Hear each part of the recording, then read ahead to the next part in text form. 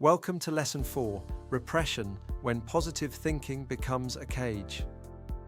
Today we're looking at why forced positivity can often feel more like a prison than a promise of freedom. Hi, I'm Peter.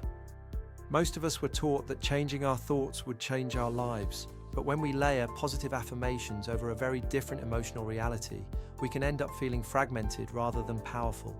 In this lecture, we'll define repression as a protective mechanism, understand split energy, and learn how bridge statements can help you find true internal coherence. Skillful positive thinking works with the nervous system, but when it's used as a bulldozer to crush your actual feelings, it becomes a cage. You treat your own grief or anger as enemies to be conquered. Repression isn't just forgetting, it's a protective decision made beneath awareness. We send the parts of ourselves that feel too much or not enough into the basement of the psyche. As Bessel van der Kolk shows, the body participates. You might say, "I'm fine," but your heart is racing and your muscles are tight.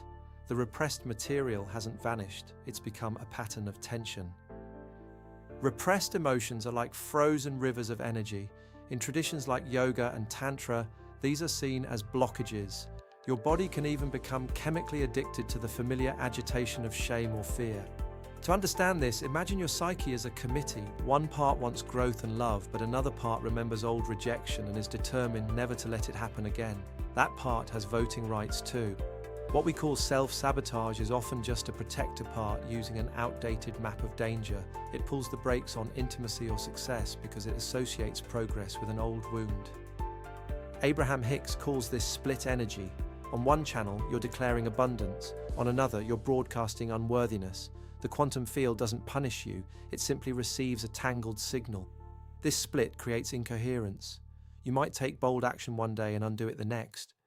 Your outer life begins to mirror the inner argument between your affirmation and your buried belief.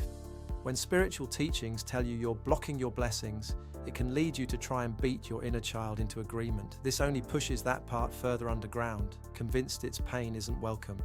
The solution is honesty. Instead of extreme affirmations, use bridge statements. Saying, "I am learning to receive support," creates more coherence than a statement your nervous system can't swallow. Honesty doesn't lower your vibration, it raises it. A person who says, "I'm terrified, but I'm taking one small step," sends a much clearer, more powerful signal than someone pretending to be fearless. Repressed anger can become the fire that fuels your boundaries. Repressed sadness can deepen your compassion. Integration allows these emotions to contribute to your life rather than control it.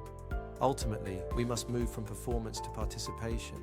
You aren't trying to impress the universe, you're entering a relationship with it as you actually are, whole, real, and included. The cage of good vibes only crumbles when you realize every feeling you've pushed down is waiting to rejoin you.